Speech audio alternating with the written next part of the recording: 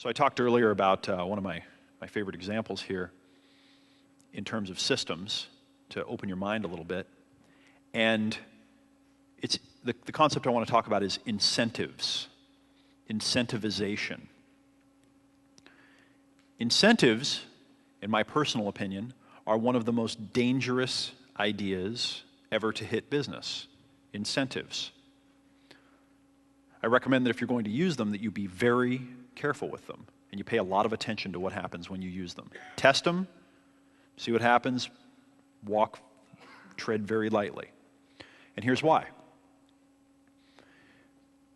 I haven't ever heard about a system to take people that don't have any intrinsic motivation and quickly give it to them so that they just turn into people who are now intrinsically motivated and want to make everything happen. I'm sure you can do it over time with processes, and I have seen it with people. But I have heard of experiments where you can quickly kill intrinsic motivation. David Ogilvy, all right, now I'm going to go off onto another track for a sec, tangent. One of my examples that I love to use, David Ogilvy, and Ogilvy on Advertising talks about how advertising can unsell customers.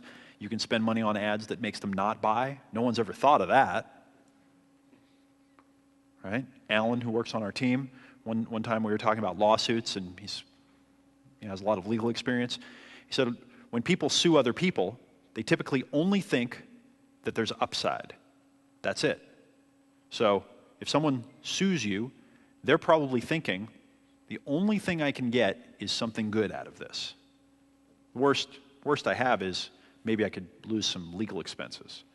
And so he says, it's one of the reasons why a lot of attorneys, standard practices, whenever there's a lawsuit, they file an aggressive countersuit, whether or not it's reasonable. Why?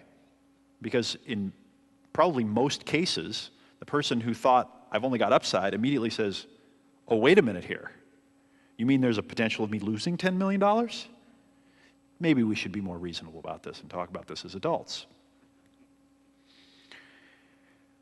So here's the experiment that I read about. And I'm just going to summarize it, sum it up for you. They had a room with some coloring books and some crayons. And they put some kids in the room. And they said, here are some coloring books, here are some crayons. If you color a picture, we'll give you a gold star. And a lot of times in school, gold stars are used as the little reward, right? The dinging bell or the treat if you do a good thing. And so the kids colored away and they got their gold stars. Then they had another group of kids that came into the room and they gave them the coloring books and the crayons, and they said, we're going to leave you alone in here, do whatever you want. So the kids found the coloring books and the crayons and they colored because it looked like something that was interesting to do. Then they took the two groups and they put them back into a room with coloring books and crayons, but they didn't offer any incentives, no gold stars. The kids who were previously offered the gold star, if they colored, came into the room with the crayons and the coloring books, or the coloring books and the crayons, and they left them alone. They weren't interested.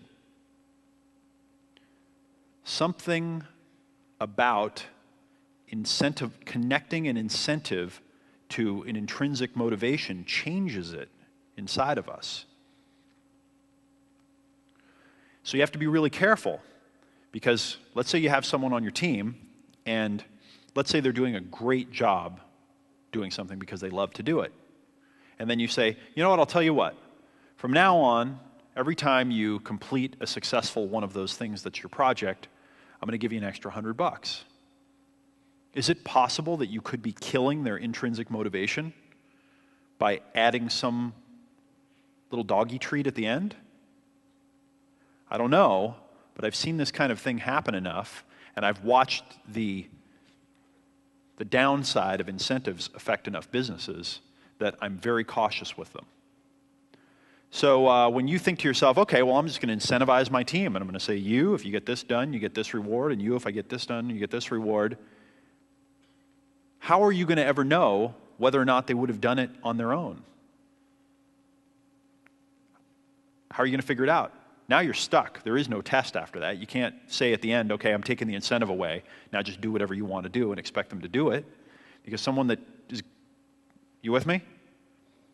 I don't know if you've ever been involved with a company that changed their commission process on their salespeople. That doesn't usually go over very well, right? Anyone ever had that happen to you? It just leaves you with that feeling like, once someone gets something, it's theirs forever. That's it. It just gets integrated in and it's theirs forever. So I try to really stay away from incentivization type stuff, because the first type of behavior that it creates is, how do I work the system?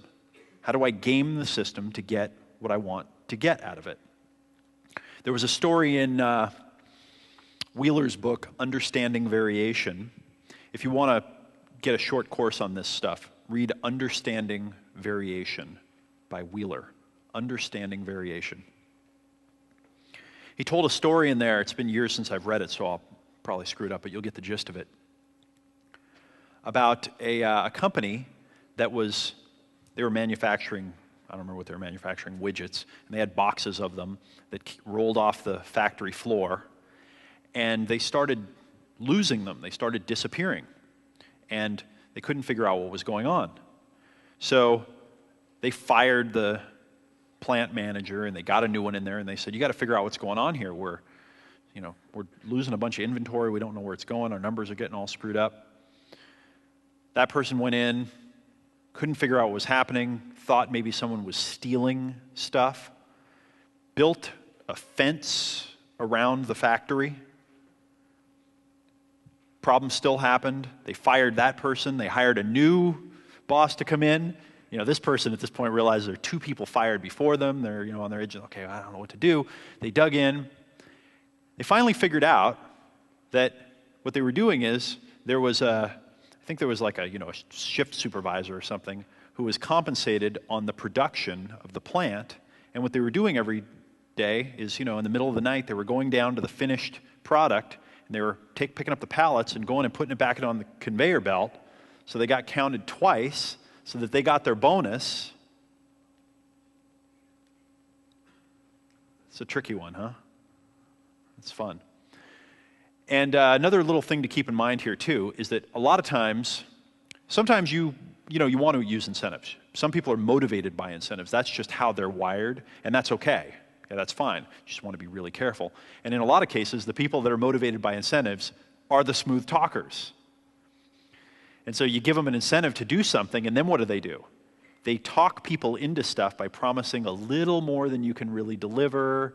This whole fight that happens between the sales team and the manufacturing department, or the technical team that actually has to deliver the thing that the salespeople sold.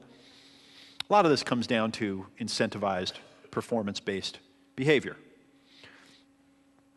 I prefer to find stars who, that's just not really how they operate. They know that in the long run, if they perform, they're going to get the check, they're going to get the value, it's going to work out for them. It's going to be fine. And of course, share the wealth, of course, share the proceeds that come, so that everyone looks around and says, yep, this is fair, this makes sense. Be very careful with incentives. They do not work out logically the way you think they are going to.